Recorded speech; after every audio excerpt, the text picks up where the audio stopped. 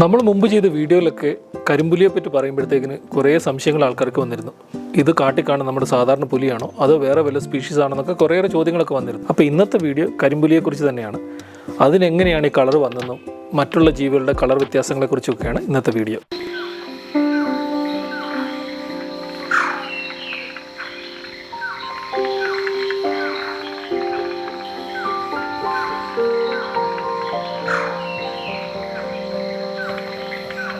Hello everyone, എൻ്റെ പേര് David Raju. ഞാൻ നാച്ചുറലിസ്റ്റാണ്. ഇന്ത്യയിലെ പല കാടുകളിലും ഞാൻ നാച്ചുറലിസ്റ്റായിട്ട് ജോലി ചെയ്തിട്ടുണ്ട്. കരിമ്പുലിയെക്കുറിച്ച് പറഞ്ഞു വരുമ്പോഴത്തേക്ക് എനിക്ക് ആദ്യം ഓർമ്മ വരുന്നത് ഞാൻ കരിമ്പുലിയെ കണ്ട സംഭവം തന്നെയാണ്. അത് 2017 ഓഗസ്റ്റ് മാസത്തിലായിരുന്നു. എനിക്കിപ്പോഴും ഓർമ്മയുണ്ടത്. ഞാൻ എൻ്റെ സുഹൃത്തുക്കളെ കാണാനായിട്ട് ബാംഗ്ലൂരിൽ പോയിരുന്നു. ബാംഗ്ലൂരിൽ പോയപ്പോൾ അവരുമായിട്ട് ഇങ്ങനെ വർത്തമാനം പറയുന്നതിനിടയ്ക്ക് അവർ ചോദിച്ചു, ഡേവിഡ് ഞങ്ങൾ കബനിയിലോട്ട് സഫാരിക്ക് പോകുന്നുണ്ട്, 2 ദിവസം അവിടെ പോയി താമസിക്കുന്നുണ്ട്, 4 സഫാരി എടുക്കുന്നുണ്ട്, വരുന്നൊന്ന് ചോദിച്ചു. അപ്പോൾ കരിമ്പുലിയെ കാണാനായിട്ട് ബ്ലാക്ക് പാന്തറിൻ്റെ ഒക്കെ സൈറ്റിങ് ആ സമയത്തോടുള്ള സമയത്താണ്. അപ്പം ഞാൻ ഓർത്തു കരിമ്പുലിയെ ഭാഗ്യമുണ്ടെങ്കിൽ കാണാൻ പറ്റുമെന്നുള്ള ഒരു ഓർത്തിട്ട് ഞാൻ പറഞ്ഞു ശരി ഞാനും വരാമെന്ന് പറഞ്ഞ് അവരുടെ കൂടെ ഞാൻ കബനിയിലോട്ട് പോയി. കബനിയിൽ പോയിട്ട് 4 സഫാരി. ആദ്യത്തെ 3 സഫാരിക്ക് ടൈഗറിനെ കണ്ടു, വേറെ കുറേ ലെപ്പേർഡിനെ കണ്ടു. അപ്പം മരത്തിലൊക്കെയാണ് സാധാരണ ലെപ്പേർഡ് ഇരിക്കുന്നത്, അതിനെ കാണാൻ പറ്റി. അപ്പോൾ ഇവർ മെയിനായിട്ട് കോൺസെൻട്രേറ്റ് ചെയ്യുന്നത് ബാക്കിയുള്ള മൃഗങ്ങളൊക്കെയാണ്. അപ്പോൾ ഞാൻ അവരോട് പറയുന്നുണ്ട്, ബ്ലാക്ക് പാന്തറിനെ കണ്ട സ്ഥലത്ത്, നേരത്തെ കണ്ട സ്ഥലത്ത് തന്നെ കുറേ നേരം പോയി സ്പെൻഡ് ചെയ്യുകയാണെങ്കിൽ ഒരു പക്ഷേ നമുക്ക് കരിമ്പുലിയെ കാണാനുള്ള ചാൻസ് കൂടുതൽ കിട്ടുമല്ലോ എന്നൊക്കെ പറഞ്ഞിട്ട് ലാസ്റ്റ് സഫാരി, അപ്പോൾ അത് 2017 ഓഗസ്റ്റ് 6-ാം തീയതി ആയിരുന്നു. 6-ാം തീയതി രാവിലെ ഞങ്ങൾ ഓർത്ത് എന്നാൽ ഇന്ന് ബ്ലാക്ക് പാന്തറിന് വേണ്ടിയിട്ട് മാത്രം ട്രൈ ചെയ്യാം. അപ്പം അവിടെ കബനിയിൽ ആ സമയത്ത് ബ്ലാക്ക് പാന്തർ നല്ല സൈറ്റിംഗ് ഉണ്ട്. അപ്പോൾ ഒരു മെയിലുണ്ട് അവിടെ. അത് അവിടെയുള്ള വണ്ടികളുമായിട്ടും അവിടെയുള്ള ഫോട്ടോഗ്രാഫേഴ്സൊക്കെ തൊട്ടടുത്ത് കുറേ പ്രാവശ്യം കണ്ടിട്ട് വണ്ടികളുമായിട്ട് ഇച്ചിരി ഹാബിച്വേറ്റഡ് ആണ്. അപ്പോൾ അത് അത്ര വലിയ പ്രശ്നമില്ല, കണ്ടു കഴിഞ്ഞാൽ അത് ഓടിപ്പോകുന്നൊന്നുമല്ല. അപ്പോൾ ഞങ്ങൾ രാവിലെ പോയിട്ട് ഈ ബ്ലാക്ക് പാന്തറിനെ കഴിഞ്ഞ ആഴ്ച അവർ കണ്ട സ്ഥലത്ത് പോയിട്ട് ഞങ്ങൾ വണ്ടി വെയിറ്റ് ചെയ്തിട്ട് കുറേ നേരം ഇരുന്നു കഴിഞ്ഞപ്പോഴത്തേക്ക് ഏകദേശം ഒരു 8:30 ആയപ്പോഴത്തേക്കും ഞങ്ങൾക്ക് തൊട്ട് കുറച്ച് ദൂരെ നിന്ന് ഒരു അലാം കോൾ കിട്ടും, ഒരു സ്പോട്ടഡ് ഡിയറിൻ്റെ അലാം കോൾ കിട്ടും. ഞങ്ങൾ വണ്ടി ഓടിച്ച് അവിടെ ചെല്ലുന്ന സമയത്ത് ഒരു വണ്ടി ഓൾറെഡി അവിടെ വെയിറ്റ് ചെയ്യുന്നുണ്ട്. ഞങ്ങൾ നോക്കുമ്പോൾ വലത്തുവശത്ത് ഒരു മരത്തേൽ ഒരു പുലി ഇരിപ്പുണ്ട്. സാധാരണ നമ്മുടെ നാട്ടിൽ കാണുന്നൊരു പുലി ഇരിപ്പുണ്ട്. അതിൻ്റെ വലത്തുവശത്ത് ഒരു മരത്തിൻ്റെ കൊമ്പ ഇങ്ങനെ ഒരു കരിമ്പുലി കിടന്ന് ഉറങ്ങുവാണ്. ഇങ്ങനെ കണ്ടപ്പോൾ തന്നെ ആദ്യം ഭയങ്കര സന്തോഷമായി. അപ്പം ആ കരിമ്പുലി അവിടെ ഇരിക്കുകയും നമ്മളിങ്ങനെ നോക്കുന്നൊന്നുമില്ല, അത് ഇങ്ങനെ ഉറങ്ങിക്കൊണ്ടൊക്കെ ഇരുന്നു. കുറച്ച് കഴിഞ്ഞപ്പോൾ ഒരു 10-15 മിനിറ്റ് ഞങ്ങൾ കുറേ ഫോട്ടോ ഒക്കെ എടുക്കുന്നുണ്ട്. അത് കഴിഞ്ഞപ്പോഴത്തേക്കിന് കരിമ്പുലി ഇങ്ങനെ ആ മരത്തേൽ എഴുന്നേറ്റ് നിന്നിട്ട് ഈ സ്ട്രെച്ച് ചെയ്ത് കൈയും കാലും ഇങ്ങനെ സ്ട്രെച്ച് ചെയ്തിട്ട് നേരെ നിന്നിട്ട് അത് തിരിഞ്ഞ് ഞങ്ങൾക്കിട്ടൊരു നോട്ടം. എനിക്കിപ്പോഴും ഓർമ്മയുണ്ട് ആ നോട്ടം. കാരണം ഒന്ന് ഓർത്ത് നോക്കി, ഒരു ഇടതുപുറന്ന കാടിൻ്റെ അകത്ത് ഒരു മരത്തേൽ ഇങ്ങനെ അധികം വെട്ടമൊന്നുമില്ല, ഒരു കരിമ്പുലി ഒരു മരത്തിൻ്റെ ബ്രാഞ്ചിലിരിക്കുന്നു. പെട്ടെന്ന് തിരിഞ്ഞ് നോക്കുമ്പോൾ അതിൻ്റെ നീല കണ്ണ് കണ്ട് ഞാനിങ്ങനെ അന്തം വിട്ടുപോയിരുന്നു. എന്നോട് പലപ്പോഴും ചോദിക്കാറുണ്ട്, ഈ കാട്ടിൽ കണ്ട മൃഗങ്ങളിൽ ഏറ്റവും ഒരു വൗ ഫാക്ടർ തോന്നിയ മൃഗം ഏതാണെന്ന്. അതിന് പറയാനുണ്ട്, എനിക്ക് ഒന്നാമത്തെ ഈ കരിമ്പുലിയെ കണ്ട അതിൻ്റെ കണ്ണ് കണ്ടായിരുന്നു. കറുത്ത മൃഗം, അതിൻ്റെ നീല കണ്ണുകൾ പെട്ടെന്ന് തന്നെ ഇങ്ങനെ തിരിഞ്ഞ് നോക്കിയപ്പോഴത്തേക്കിനും നമ്മൾ അന്തം വിട്ടു വാവ് എന്ന് പറഞ്ഞ് ഇങ്ങനെ നോക്കിയിരുന്നു. കുറേയേറെ ഫോട്ടോസ് എടുത്ത് കുറച്ച് നേരം ബൈനോക്കുലർ വെച്ച് ഇങ്ങനെ നോക്കിയിരുന്നു. അപ്പോൾ അതായിരുന്നു ഞങ്ങളുടെ കരിമ്പുലിയുടെ ആദ്യത്തെ സൈറ്റിംഗ്. ഇനി നമ്മൾ നേരത്തെ പറഞ്ഞ പോലെ ഈ കരിമ്പുലി അല്ലെങ്കിൽ ബ്ലാക്ക് പാന്തർ എന്ന് പറയുന്നത് നമ്മുടെ കാട്ടിൽ കാണുന്ന പുല്ലി തന്നെയാണോ അതോ വേറെ വല്ല സ്പീഷീസ് ആണോ എന്നുള്ള ചോദ്യത്തിന് നമ്മുടെ കാട്ടിലൊക്കെ കാണുന്ന പുള്ളിപ്പുല്ല് തന്നെയാണ്. പാന്തര പാർദസ് എന്ന് പറയുന്ന ആ സ്പീഷീസ് പറയുന്ന ആ പുള്ളിപ്പുല്ല് തന്നെയാണ് ഈ ബ്ലാക്ക് പാന്തർ. അതിൻ്റെ കളറിലുള്ള വ്യത്യാസം മാത്രമാണിത്. ഇനി ഇവയ്ക്ക് ഇങ്ങനെ നിറം വരാൻ കാര്യം എന്താണെന്ന് നമുക്കൊന്ന് നോക്കാം. നമ്മൾ മെലനിൻ എന്ന് കേട്ടിട്ടുണ്ടായിരിക്കുമല്ലോ. നമ്മുടെ ശരീരത്തിലുള്ള ഒരു പിഗ്മെൻ്റാണ് ഈ മെലനിൻ. നമ്മുടെ ശരീരത്തിൻ്റെ ത്വക്കിനും കണ്ണിനും ഹെയറിനും ഒക്കെ നിറം പകരുന്നത് ഈ മെലനിനാണ്. അതുപോലെ തന്നെ പക്ഷികളുടെ തൂവലുകൾക്കും മൃഗങ്ങളുടെ രോമങ്ങൾക്കും ഒക്കെ ഈ നിറം പകരുന്നത് മെലനിനാണ്. ഈ പിഗ്മെൻറ്റ് അല്ലെങ്കിൽ ഈ മെലനിൻ ഒരു ജീവിയുടെ ശരീരത്തിൽ കൂടുതലായിട്ടുണ്ടാകുന്ന അവസ്ഥയാണ് മെലനിസം എന്ന് പറയുന്നത്. ഇനിയും ഈ മെലനിൻ തന്നെ നിറങ്ങൾക്കനുസരിച്ച് 2-3 ടൈപ്പ് ഉണ്ട്. ബ്ലാക്ക്, ബ്രൗൺ എന്നീ നിറങ്ങൾക്ക് കാരണമായ മെലനിനെ യു മെലനിൻ എന്നാണ് പറയുന്നത്. അപ്പം നമ്മുടെ പുള്ളിപ്പുലി കരിമ്പുലിയാകാൻ കാരണം ഈ യു മെലനിൻ എന്ന് പറഞ്ഞ പിഗ്മെൻറ്റേഷൻ കാരണമാണ്. അപ്പോൾ പറഞ്ഞു വരുമ്പോഴത്തേക്കിന് ഞാൻ മുമ്പേ പറഞ്ഞ കബനിയിൽ കണ്ട ഈ കരിമ്പുലി ഉണ്ടല്ലോ, അതിന് നല്ല കറുപ്പ് നിറമാണ്. അപ്പോൾ അതിന് കാരണമെന്ന് പറഞ്ഞാൽ യു മെലനിൻ അതിന് കൂടുതലുണ്ട്. അതേസമയം 2020 മുതൽ തഡോബ എന്ന് പറഞ്ഞൊരു ടൈഗർ റിസർവ് ഉണ്ട് മഹാരാഷ്ട്രയിലുള്ള. അവിടെ ഞാൻ 1 വർഷം വർക്ക് ചെയ്തിരുന്നു. ആ സമയത്തൊക്കെ അവിടെ ഈ ഒരു ബ്ലാക്ക് പാന്തറിൻ്റെ സൈറ്റിംഗ് ഉണ്ട്, ഒരു കരിമ്പുലിയുടെ സൈറ്റിംഗ് ഉണ്ട്. പക്ഷേ അതിനെ കണ്ടു കഴിഞ്ഞാൽ പുള്ളിപ്പുലിയും ബ്ലാക്ക് പാന്തറോട് ഒരു ജോയിൻ ചെയ്ത പോലെ ഇരിക്കും. കാരണം അതൊക്കെ നടക്കുന്ന സമയത്ത് തന്നെ അതിൻ്റെ ദേഹത്തുള്ള പുള്ളികളൊക്കെ കൃത്യമായിട്ട് നമുക്ക് കാണാൻ പറ്റും. അതിൻ്റെ റൊസറ്റ്സൊക്കെ ആ യു മെലനിൻ്റെ ആ പിഗ്മെൻറ്റേഷൻ കുറവാണ് നമ്മുടെ കബനിയിലെ ബ്ലാക്ക് പാന്തറുമായിട്ട് കമ്പയർ ചെയ്യുമ്പോൾ. അതുകൊണ്ടായിരിക്കാം ഒരു പക്ഷേ അതിനത്ര പ്രോമിനൻ്റ് ആയിട്ടുള്ള ബ്ലാക്ക് കളർ ഇല്ലാത്തത്. നമ്മുടെ കുറേ സുഹൃത്തുക്കളോട് ഈ തഡോബയിൽ ഒരു ബ്ലാക്ക് പാന്തർ ഉണ്ടെന്ന് പറയുന്ന സമയത്ത് അവർ പറയും അത് ഫേക്കായിട്ടുള്ള ബ്ലാക്ക് പാന്തറാണ്, യഥാർത്ഥത്തിലുള്ള ബ്ലാക്ക് പാന്തർ കബനി കാണുന്നതാണ്, തഡോബയിലുള്ള ഒരു ഫേക്കായിട്ടുള്ള ബ്ലാക്ക് പാന്തർ എന്ന് പറഞ്ഞാൽ അവരിങ്ങനെ തമാശയ്ക്ക് ഇടയ്ക്കിടയ്ക്ക് പറയുന്നത് കേട്ടിട്ടുണ്ട്. ഇതൊക്കെ കറുത്ത പുലികളെ പോലെ തന്നെ കറുത്ത കടുവകളും ഉണ്ട് നമുക്ക്. ഒഡീഷയിലെ സിംലിപാൽ ടൈഗർ റിസർവിലാണ് ഇതിനെ കാണുന്നത് സാധാരണയായിട്ട്.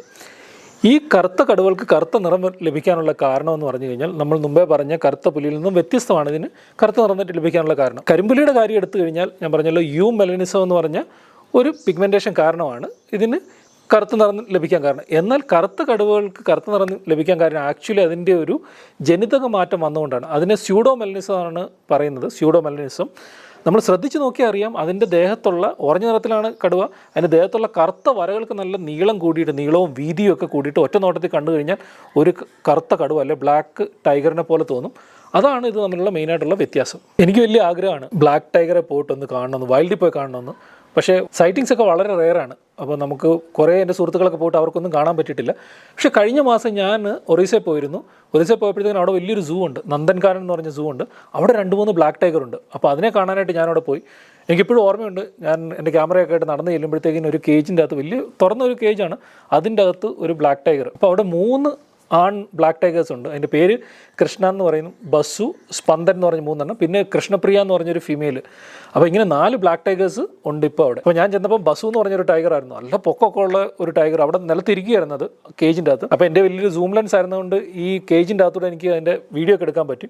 അത് കുറച്ച് കഴിഞ്ഞപ്പോൾ ഇങ്ങനെ എഴുന്നേറ്റിട്ട് നേരെ നടന്ന് ഇങ്ങനെ പോകുന്നുണ്ട്. അപ്പോൾ എനിക്ക് മനസ്സിലായി അതിൻ്റെ ദേഹത്തുള്ള ഈ കറുത്ത സ്ട്രൈപ്സൊക്കെ നല്ല ബ്രോഡായിട്ടിരിക്കുന്നു. ഞാനപ്പോൾ അതിൻ്റെ വീഡിയോ വിടുക, അത് കാണുമ്പോൾ നിങ്ങൾക്ക് മനസ്സിലാകും ഈ ടൈഗർ നമ്മുടെ നാട്ടിൽ കാണുന്ന സാധാരണ ടൈഗറിൽ നിന്ന് വളരെ വ്യത്യസ്തമായിട്ടുള്ള സ്ട്രൈപ്പ് പാറ്റേൺ ഉള്ളതാണ്. ഞാൻ കണ്ട കടുവയുടെ ഈ ബസു എന്ന് പറഞ്ഞ ടൈഗറിൻ്റെ വാല് വരെ കംപ്ലീറ്റ് കറുത്ത നിറത്തിലായിരുന്നു. ഇനി കറുത്ത മൃഗങ്ങൾ പോലെ വെളുത്ത മൃഗങ്ങളുമുണ്ട്. ഈ വെളുത്ത മൃഗങ്ങൾ 2 ടൈപ്പ് ഉണ്ട്, ആൽബിനോ, ലൂസിസ്റ്റിക്, ഇങ്ങനെ 2ആയിട്ട് തിരിച്ചിട്ടുണ്ട്. നമ്മൾ മുമ്പേ പറഞ്ഞ മെലനിൻ എന്ന് പറഞ്ഞ പിഗ്മെൻ്റ് ഉണ്ടല്ലോ, അതിൻ്റെ കുറവോ അഭാവമോ കാരണമാണ് ഈ വെളുത്ത മൃഗങ്ങൾ ഉണ്ടാവാൻ കാരണം. ഈ ആൽബിനോ എന്ന് വിഭാഗത്തിൽപ്പെടുന്ന ആനിമൽസൊക്കെ വൈൽഡ് ഭയങ്കര റെയറാണ്, കാട്ടിലൊന്നും അധികം കാണാറില്ല. ഇനി ഇതിനെ കണ്ടാൽ എങ്ങനെ തിരിച്ചറിയാമെന്ന് വെച്ച് കഴിഞ്ഞാൽ അതിൻ്റെ കണ്ണ് നോക്കിയാൽ ഒന്നെങ്കിൽ ചുവപ്പ് കളറിലോ അല്ലെങ്കിൽ പിങ്ക് നിറത്തിലോ ആയിരിക്കും. അത് കണ്ടു കഴിഞ്ഞാൽ നമുക്ക് എളുപ്പത്തിൽ തിരിച്ചറിയാം ഇത് ആൽബിനോ ആണോ അതോ അല്ലയോ എന്നുള്ളത്. രണ്ടാമത്തേത് ലൂസിസം. ലൂസിസ്റ്റിക് ആനിമലെ വൈൽഡിൽ കണ്ടാൽ എങ്ങനെ തിരിച്ചറിയാമെന്ന് വെച്ച് കഴിഞ്ഞാൽ അതിൻ്റെ കണ്ണ് മാത്രം നോക്കിയാൽ മതി. അതിൻ്റെ കണ്ണ് നോർമൽ കണ്ണാണെങ്കിൽ അത് ലൂക്കിസ്റ്റിക് ആനിമൽ ആയിരിക്കും. അത് റെഡോ പിങ്ക് കളറിലോ ഉള്ളതാണെങ്കിൽ അത് ആൽബിനോ ആയിരിക്കും. ഈ ലൂസിസത്തിന് കുറേയേറെ ഉദാഹരണങ്ങളുണ്ട്. ഇപ്പം വെള്ളക്കടുവ, വെള്ള മയിൽ, വെള്ള കാട്ടുപോത്ത്, ചിലപ്പോഴൊക്കെ വെള്ള കാക്കകളെ കാണാൻ പറ്റും. ഇതൊക്കെ ലൂസിസത്തിൻ്റെ ഏറ്റവും നല്ല ഉദാഹരണമാണ്. ഈ വെള്ളക്കടുവയെ പറ്റി പറഞ്ഞു വരുമ്പോഴത്തേക്കിനും അതിന് വളരെ രസകരമായിട്ടൊരു സ്റ്റോറിയുണ്ട്. 1951 മധ്യപ്രദേശിലുള്ള ഒരു നാട്ടുരാജാവ് ഹണ്ടിങ്ങിന് പോയി. റീവ എന്ന് പറഞ്ഞൊരു സംസ്ഥാനത്തെ ഒരു നാട്ടുരാജാവായിരുന്നു. അദ്ദേഹം ഹണ്ടിങ്ങിന് പോയപ്പോഴത്തേക്കിന് കാട്ടിലൊരു കടുവയും അതിൻ്റെ കുഞ്ഞുങ്ങളെയും കണ്ടു. ആ കുഞ്ഞുങ്ങളുടെ കൂട്ടത്തിൽ ഒരു വെള്ളക്കടുവ കുട്ടിയെ കണ്ടു. അതിനെ അദ്ദേഹം എടുത്തിട്ട് അദ്ദേഹത്തിൻ്റെ പാലസിലോട്ട് കൊണ്ടുവന്നിട്ട് ഒരു സൂവിലിട്ട് വളർത്താൻ തുടങ്ങി. അതൊരു ആൺകടുവയായിരുന്നു. ആ കടുവയ്ക്ക് അദ്ദേഹം പേരിട്ടത് മോഹൻ എന്ന് പറഞ്ഞൊരു പേരാണ് ഇട്ടത്. മോഹൻ വളർന്നു വലുതായി 2 വയസ്സ് കഴിഞ്ഞപ്പോഴത്തേക്കിനൊക്കെ ഒരു ഫിമെയിൽ ടൈഗറെ അതിൻ്റെ കൂട്ടിലിട്ടു. അവർ മേറ്റ് ചെയ്തിട്ടുണ്ടായ കുട്ടികൾ മൊത്തം സാധാരണ ടൈഗറായിരുന്നു, ഓറഞ്ച് കളറും ബ്ലാക്ക് സ്ട്രൈപ്പും ഒക്കെ ഉള്ളത്. അപ്പോൾ ആ കൂട്ടത്തിൽ ഒരു ഫിമെയിലും ഉണ്ടായിരുന്നു, അതിൻ്റെ പേര് രാധ എന്നായിരുന്നു. അപ്പോൾ രാധ വലുതായപ്പോഴത്തേക്കിന് 2 വയസ്സ് കഴിഞ്ഞപ്പോഴത്തേക്കിന് ആ രാധയെ പിടിച്ചിട്ട് തിരിച്ച് ഈ മോഹൻ്റെ കൂട്ടിലിട്ടു. അവർ മേറ്റ് ചെയ്തിട്ട് ഈ രാധ പ്രസവിച്ച കുഞ്ഞുങ്ങൾ മൊത്തം വെള്ളക്കുട്ടികളായിരുന്നു. അപ്പോൾ അവിടെ നിന്നാണ് ഈ പിന്നെയും രാധ കുറേ കുഞ്ഞുങ്ങളെ പ്രസവിച്ചു. ഈ വെള്ളക്കുട്ടികളെയൊക്കെ ലോകത്തുള്ള എല്ലാ പല സൂവിലോട്ടും പല മൃഗശാലകളിലോട്ടും ഒക്കെ ഇവർ സമ്മാനമായിട്ട് കൊടുക്കുകയായിരുന്നു ചെയ്തത്. അപ്പോൾ ഇപ്പം ലോകത്ത് കാണുന്ന എല്ലാ മൃഗശാലകളിലും കാണുന്ന ഈ വെള്ളക്കടുവകളുടെ ഗ്രേറ്റ് ഗ്രാൻഡ് ഫാദറായിട്ട് വരുന്നത് ഈ മോഹൻ എന്ന് പറഞ്ഞ ഈ കടുവയാണ്. ഇതിൻ്റെ രസമെന്ന് പറഞ്ഞു കഴിഞ്ഞാൽ ലോകത്ത് ആദ്യമായിട്ട് വെള്ളക്കടുവകളുടെ ക്യാപ്റ്റീവ് ബ്രീഡിങ് നടത്തിയത് ഈ മധ്യപ്രദേശിലെ റീവ എന്ന് പറഞ്ഞ നാട്ടുരാജ്യത്തായിരുന്നു. ഈ വെള്ളക്കടുവകളെ അങ്ങനെ വൈൽഡിൽ അധികം കാണാറില്ല. പക്ഷേ കുറച്ച് വർഷങ്ങൾക്ക് മുമ്പ് ഊട്ടിക്കടുത്ത് അവിടെ ഒരു ഫോട്ടോഗ്രാഫർ പോയിട്ട് 2 വെള്ളക്കടുവകളുടെ ഫോട്ടോ എടുക്കാൻ പറ്റിയിട്ടുണ്ട്. അദ്ദേഹം ആ പടമൊക്കെ ഒരു സോഷ്യൽ മീഡിയയിലൊക്കെ പോസ്റ്റ് ചെയ്തിട്ടുണ്ട്. പറ്റുമെങ്കിൽ ഞാൻ ആ പടം തപ്പിയെടുത്തിട്ട് ഇവിടെ പോസ്റ്റ് ചെയ്യാനായിട്ട് നോക്കാം. അതുപോലെ തന്നെ മറ്റൊരു എക്സാമ്പിളാണ് വെള്ളക്കാട്ടുപോത്ത്. നമുക്കറിയാമല്ലോ, നമുക്ക് കേരളത്തിലെ ചിന്നാർ വൈൽഡ് ലൈഫ് സാങ്ച്വറിയിൽ നിന്ന് വെള്ളക്കാട്ടുപോത്തുകളെ പല പ്രാവശ്യം ഫോട്ടോഗ്രാഫർമാർ പടം എടുത്തിട്ടുണ്ട്. എനിക്കും അതുപോലെ തന്നെ സത്പുര നാഷണൽ പാർക്കിൽ വർക്ക് ചെയ്യുന്ന സമയത്ത് കുറേ പ്രാവശ്യം അവിടെ വെള്ളക്കാട്ടുപോത്തുകളെ കാണാനും അതിൻ്റെയൊക്കെ വീഡിയോ എടുക്കാനായിട്ട് പറ്റിയിട്ടുണ്ട്. അപ്പോൾ ഇതൊക്കെയാണ് ഈ നിറങ്ങൾക്ക് പിന്നിലുള്ള രഹസ്യങ്ങൾ. നിങ്ങൾക്ക് ഈ വീഡിയോ ഇഷ്ടപ്പെട്ടെന്ന് വിചാരിക്കുന്നു. നിങ്ങൾക്ക് ഈ മൃഗങ്ങളെയൊക്കെ കാണണമെങ്കിൽ, പ്രത്യേകിച്ച് കരിമ്പുലിയൊക്കെ കാണണമെങ്കിൽ കുറേ ചാൻസ് ഉള്ള സ്ഥലങ്ങൾ എന്ന് പറഞ്ഞു കഴിഞ്ഞാൽ ഇപ്പം പെഞ്ച് നാഷണൽ പാർക്കിലൊരു കരിമ്പുലിയെ സ്ഥിരമായിട്ട് കാണുന്നുണ്ട്. ഊട്ടി, കോട്ടഗിരി ആ സ്ഥലങ്ങളിലൊക്കെ അവിടെ ടീ പ്ലാന്റേഷൻ അടുത്തൊക്കെ കുറേയേറെ സൈറ്റിംഗ് കിട്ടുന്നുണ്ട് ബ്ലാക്ക് പാന്തറിനൊക്കെ. കാലി ടൈഗർ റിസർവ് എന്ന് പറഞ്ഞൊരു ടൈഗർ റിസർവ് ഉണ്ട് കർണാടക. നേരത്തെ അൻഷി ദാൻഡ്ലി എന്ന് പറഞ്ഞ് അവിടെ ബ്ലാക്ക് പാന്തറിന് നല്ല പോപ്പുലേഷനൊക്കെ ഉണ്ട്. ഇതൊക്കെയാണെങ്കിലും വൈൽഡിൽ നിന്ന് കണ്ടു കിട്ടാൻ വളരെ പാടാണ്. ബ്ലാക്ക് ടൈഗറെ വൈൽഡിൽ കാണണമെങ്കിൽ ഒഡീഷയിലെ സിംലിപാൽ ടൈഗർ റിസർവ് തന്നെ പോകണം. അത് ഭയങ്കര ലക്കുണ്ടെങ്കിൽ നിങ്ങൾക്ക് കാണാൻ പറ്റും. അങ്ങനെ കാണാൻ പറ്റിയില്ലെങ്കിൽ അവിടുത്തെ നന്ദൻകാനൻ സൂവിൽ പോയി കഴിഞ്ഞാൽ ബ്ലാക്ക് ടൈഗറെ കാണാൻ പറ്റും. വെള്ള കാട്ടുപോത്തുകളെ കാണണമെങ്കിൽ ചിന്നാറൊക്കെ പോയി കഴിഞ്ഞാൽ ഭാഗ്യമുണ്ടെങ്കിൽ കാണാൻ പറ്റും. അല്ലെങ്കിൽ നല്ലൊരു സ്ഥലം എന്ന് പറഞ്ഞു കഴിഞ്ഞാൽ സത്പുര നാഷണൽ പാർക്കിലാണ്. അവിടെ കുറേയേറെ വെള്ള കാട്ടുപോത്തുകളൊക്കെ ഉണ്ട്, അതിൻ്റെ നല്ല സൈറ്റിങ് കിട്ടും. ഇനി വെള്ള കടുവയെ കാണണമെങ്കിൽ ഇവിടെ മൈസൂർ സൂവിൽ പോയി കഴിഞ്ഞാൽ കാണാൻ പറ്റും. ഡൽഹി സൂവിലുണ്ട്, അല്ലെങ്കിൽ ഒഡീഷയിലെ നന്ദൻകാനൻ സൂവിലൊക്കെ ഉണ്ട്. അവിടെയൊക്കെ പോയി കഴിഞ്ഞാൽ വെള്ളക്കടുവയെ നമുക്ക് കാണാൻ പറ്റും. അപ്പോൾ ഇതൊക്കെയായിരുന്നു ഇന്നത്തെ വിശേഷങ്ങൾ. നിങ്ങൾക്ക് ഇഷ്ടപ്പെട്ടെന്ന് വിചാരിക്കുന്നു. ഇനിയൊരു വീഡിയോ ആയിട്ട് ഉടനെ വരുന്നതായിരിക്കും. Keep watching my channel. Thank you so much.